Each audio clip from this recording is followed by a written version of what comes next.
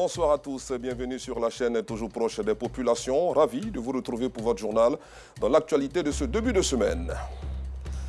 En Côte d'Ivoire, examen du CEPE, session 2024, les résultats sont connus. 83,46% d'admis contre 71,28% en 2023, soit une hausse de 12,18%. Nos reporters nous feront vivre l'ambiance qui a prévalu dans certains établissements scolaires d'Abidjan. Hors de chez nous au Sénégal, 2 opposants condamnés à 3 mois de prison pour diffusion de fausses nouvelles. Ils étaient accusés d'offense au Premier ministre Ousmane Sonko. Merci pour votre fidélité. Les résultats des examens du certificat d'études primaires et élémentaires et de l'entrée en 6e de la session 2024 sont connus depuis ce lundi avec un taux de réussite de 83,46% enregistré. Quelle est donc l'ambiance qui a prévalu après la proclamation des résultats dans les établissements scolaires de Port-Boué et Cocody? Le constat de Yacouba Koulibaly est commenté par nous Sangaré. Les résultats du CEPE sont connus depuis 14 heures ce lundi dans les centres d'examen. 83,46%, c'est le taux de réussite national. Dès 8 heures ce matin, tous les directeurs des écoles primaires publiques et privées de l'inspection de l'enseignement préscolaire et primaire d'Abobo Banco sont présents. Le chef des circonscriptions remet les résultats aux directeurs des différentes écoles. Ici, le taux de réussite est nettement en hausse par rapport à celui de l'année dernière. Toute l'équipe de l'IEPP Abobo Banco est à féliciter parce que nous avions fait un résultat de 93,74%. C'est le résultat d'une équipe. Une équipe qui a respecté les consignes de Madame le ministre et de Madame le Drain. Autre commune, autre ambiance. Quartier Vridi-Cité, dans la commune de Port-Boué, Marie Tepo et son oncle tentent de vaincre le stress en entendant la proclamation des résultats. Je suis stressée, j'ai peur et si on me disait je n'ai pas eu. Nous sommes dans l'attente des résultats. C'est un peu stressant, mais nous sommes le coup. J'essaie de réconforter la petite pour l'attente des résultats. Et j'ai foi que ça va marcher. Après 5 minutes de marche, les résultats sont enfin connus. Marie Tepo fait partie des 100% d'admis dans ce centre. Elle ne cache pas ses émotions. Il est stressé, mon tonton est en train de me relaxer. Maintenant, ils ont dit mon œuf, ils ont dit que j'ai eu. Mais il y a une chose, je crois, qui m'a plus plu. Nous tous, on a eu. Comme Marie et son oncle, les candidats heureux et leurs parents se manifestent. On m'a annoncé qu'il y a eu mon auto en 6e. C'est à cause de ces 6 content. Je promets à mes parents que je vais bien travailler en 6e. L'attente des résultats n'était pas facile pour moi. Quand nous sommes arrivés, ils ont commencé à parler, ils n'entendaient pas mon nom, donc ils ont commencé à avoir peur. Et ça, ma camarade dit qu'il ne faut pas avoir peur, que nous tous on a fait 100%, qu'elle a tapé ça. Et ça, quand ils ont dit, c'est ça, ils ont entendu mon nom, et puis ils ont commencé à pleurer, ici partout dans mes maman. Vraiment, je suis très contente parce que l'enfant a eu son entrée en 6e.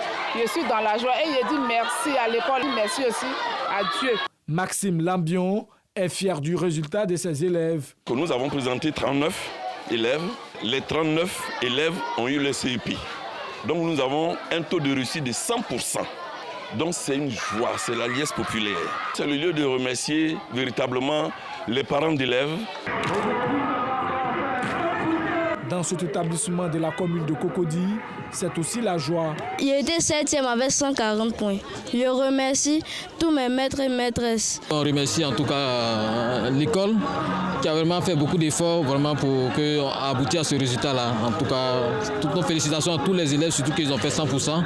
Cette année, la Côte d'Ivoire a enregistré un taux de réussite de 83,46% au niveau national contre 71,28% l'année dernière, soit plus de 12% de taux de progression.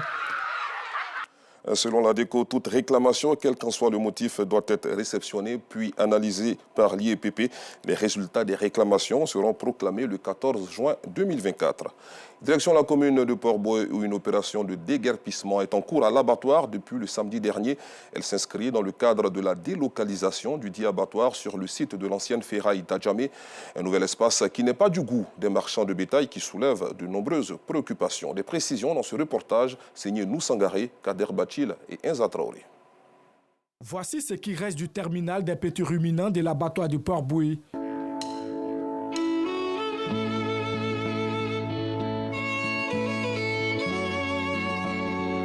Les bulldozers du district autonome d'Abidjan sont passés par ici. Du côté du terminal des bœufs, les marchands s'activent à quitter les lieux. On n'a pas de place là-bas. On est obligé pour aller comme ça seulement. On n'a pas de place. Ils nous ont laissé pour finir la fête, c'était mieux. Mais maintenant, on est obligé. Ils sont en train de casser le quartier. Et puis, on dit de sortir encore. Ou on dit d'aller aussi, il n'y a pas de place là-bas. On est obligé seulement pour partir parce qu'on ne sait pas comment on va décider. Parce que même si quelqu'un loue maison, au moins, si tu veux les chasser, il faut le dire, au moins, il faut sortir tel jour. Mais on n'a même pas enlevé un jour, un coup, on vient nous chasser comme ça. Un déménagement qui s'inscrit dans le cadre de la délocalisation du parc à bétail de l'abattoir de Port-Boué sur le site de l'ancienne ferraille d'Adjamé, seul site dédié au parquage et à la vente de bétail.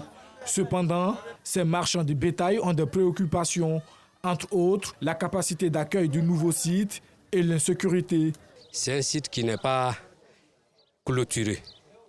Et avec la demande que nous avons faite au niveau des pays de l'Interland pour ravitailler la Côte d'Ivoire en protéines animales, je pense que c'est un site qui n'est pas approprié pour accueillir tous ces bétails. Et c'est la raison. De deux, au niveau de Massé Terminal, nous avons eu à faire un gros travail par rapport au rapprochement des banques pour nos transactions. On va sur un site où on devient étranger, on ne connaît pas les contours et on est loin des sociétés de banque que nous avons approchées. Nous, on est conscient au niveau de Port-Boué qu'on va quitter avec les gros investissements que le président vient de mettre en place. On nous donne 48 heures de déménager sur ce site. Vraiment, c'est peinant. Mais c'est une autorité, on ne peut pas la défier, on ne va jamais la défier. Concernant ces préoccupations, les personnes chargées du déploiement des marchands sur le nouveau site rassurent. Le gouvernement nous a demandé de faire la proposition pour que les gens puissent déménager. Et la proposition qu'on a faite, qui a accepté, c'était l'ancien case d'Adjamé. Et je crois que là-bas, ils ont ménagé à presque au moins 1500 en colo. Et aujourd'hui, nous sommes dans l'ancien port sec. Et ici, là, il y a au moins 4 hectares.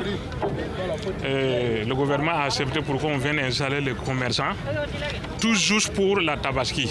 Quand Tabaski va finir, les 240 hectares qu'on a donnés à Nyama, et je crois qu'on va commencer à visiter le coin et puis commencer à installer les gens en attendant que le travail va démarrer. L'ancien case, là, il y a au moins 15, ça fait presque 19 hectares. Mais le coin est plus grand qu'à Port-Boué. Et moi, je sais que le coin peut accueillir tout le mouton qui va arriver. Il y a le ministère de l'Intérieur et de la Sécurité qui est impliqué. Il y a la gendarmerie nationale qui est impliquée. Donc on a des forces régaliennes déjà en premier plan qui sont là. L'ancienne ferraille d'Adjamé, lieu choisi pour accueillir les marchands de bétail, est un site provisoire en attendant la construction définitive de l'abattoir moderne d'Anyama. Seul bémol, cette délocalisation risque d'avoir une répercussion sur le prix du kilogramme de la viande, s'inquiète Nfa Traoré, président national des transformateurs de la filière bétail-viande. Le travail là, on va avoir un peu de difficulté dedans. Si on doit aller payer, le plat, venir abattre ici, le coût de transport à nous-mêmes, même si c'est pas, ils vont prendre pour venir ici là. Nous-mêmes, payer le transport là pour aller là-bas là. Tout ça là, c'est, il faut que nous on doit mettre ça sur la gueule. Dans matin, midi, soir, les ministères du commerce là, ils sont là. Ils rentrent dans tous les marchés, ils viennent vérifier les prix de la viande. Ce sont plus de 2000 enclos qui ont été aménagés pour accueillir l'ensemble des marchands de bétail du district d'Abidjan. Nous vous invitons à présent à une petite balade à vélo. Le vélo pour la santé et l'environnement, tel est le message que promeut le Passion VTT Club à l'occasion de la Journée mondiale du cyclisme. Il a décidé d'organiser un tour cycliste de 50 km reliant l'INJS au jardin botanique de Bingerville en aller et retour. Suivons donc nos guides Fedanayo et Georgette Ido Fofana. La journée mondiale du vélo, proclamée par l'Assemblée générale des Nations unies le 3 juin 2018, célèbre l'importance de la bicyclette. Elle encourage l'organisation des promenades à vélo pour pour améliorer la santé physique et mentale, mais aussi promouvoir une culture du cyclisme au sein de la société. C'est dans ce cadre que le Passion VTT Club a rassemblé ses membres pour un parcours de 50 km. Nous organisons cette randonnée qui est une randonnée célébrative pour sensibiliser la population sur la pratique du vélo, encourager la population à utiliser le vélo comme moyen de transport parce que c'est durable et c'est écologique, mais aussi ça apporte beaucoup de bien pour la santé et pour le bien-être. Le vélo est un moyen de déstress très efficace. Les cyclistes se sont réunis pour effectuer les derniers réglages de leur vélo et se préparer pour le trajet. À 7h30 minutes, le départ a été donné à l'Institut national de la jeunesse et des sports, INJS. Une fois le peloton engagé, les cyclistes prennent la direction de la commune de Bingéville. Ce tour cycliste ne se limite pas à la pratique sportive. Il vise également à sensibiliser à la santé de l'environnement. Avec le développement des voies qui est en train de se faire, c'est qu'on puisse créer des pistes cyclables et encourager les gens à se mettre au vélo. Ça pourrait réduire la pollution et puis ce sera très bénéfique. On pourra laisser un monde plus propre à la génération à venir. Selon Delphine Monokone, il est important d'enseigner le vélo dès le bas âge. L'enseignement du vélo afin de donner à nos élèves, à nos enfants l'envie de rouler. C'est une motricité corporelle qui est importante, qui complète aussi les apprentissages de motricité fine, qui donne confiance en soi, qui permettent l'apprentissage aussi de l'équilibre et de nombreux autres bienfaits. Le tour cycliste de 50 km de l'INJS au jardin botanique aller et retour est une initiative louable qui combine sport, santé et écologie. À l'international, comme annoncé en titre au Sénégal, l'activiste Badia Katé et l'imam Cheikh Tidiane Daou ont été reconnus coupables de diffusion de fausses nouvelles.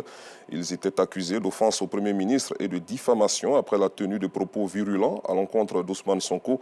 Ils ont finalement été condamnés ce lundi à 3 mois de prison ferme et 100 000 francs CFA d'amende. Hors du continent, le Mexique a une nouvelle présidente depuis hier. Première femme à occuper ce poste, Claudia Sheinbaum sera aussi la toute première scientifique à diriger un pays d'Amérique latine. Elle ne bénéficie pas pour autant du soutien des chercheurs. Certains redoutent qu'elle suive les traces de son prédécesseur, Andrés Manuel López Obrador, critiqué en particulier pour les coupes budgétaires entravant leur travail. Retour en Côte d'Ivoire pour parler sport. Nous recevons sur ce plateau Moyabi Diabaté de RTI Sport. Bonsoir. Bonsoir Guy Michel. On va parler football et basketball, deux disciplines qui ont animé donc le week-end passé, et ça sera après cet élément. Après une saison de dur labeur, les meilleurs joueurs et joueuses du championnat national N1 Ligue d'Or se sont retrouvés pour se célébrer dans une ambiance festive. Une fête à laquelle étaient invités les ressortissants étrangers qui ont fait briller la Ligue d'Or. Tout ceci devant un public et des fans qui ont effectué le déplacement. Adjé Metch Silas, ministre délégué auprès du Premier ministre chargé des sports et du cadre de vie, s'est félicité de l'évolution du basketball ivoirien. Je voudrais saluer le leadership du président Moussa Diarra, qui a une haute conscience en tant que président de la Fédération ivoirienne de basket. Dès qu'il est arrivé, nous avons assisté à une compétition en Égypte et nous avons remporté la première place. Le championnat est d'un très bon niveau. Je crois que les équipes s'en sont rendues compte.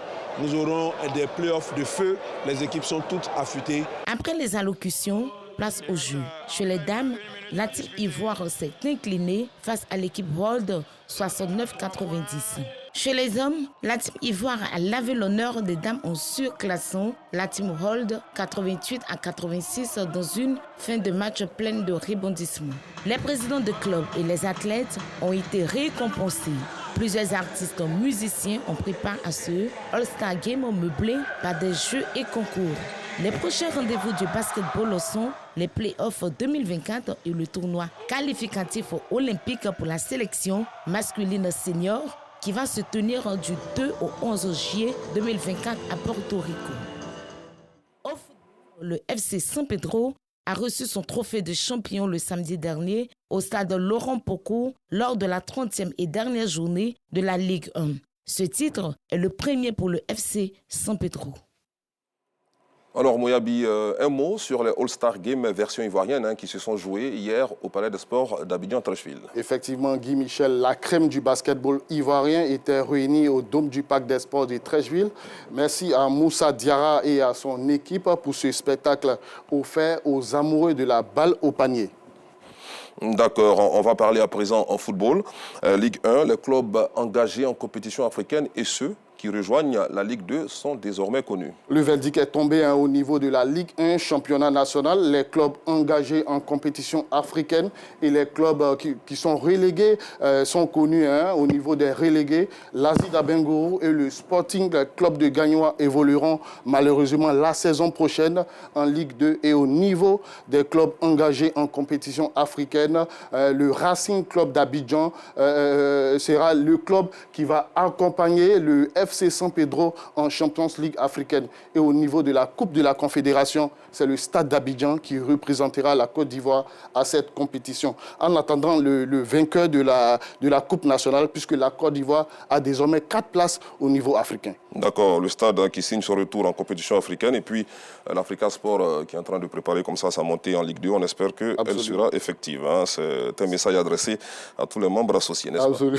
C'est une bonne nouvelle pour la Côte d'Ivoire. Allez, nous allons terminer notre entretien avec l'actualité sportive de cette semaine, à savoir le match Côte d'Ivoire-Gabon, vendredi prochain à Korogo, dans le cadre des éliminatoires de la Coupe du Monde 2026.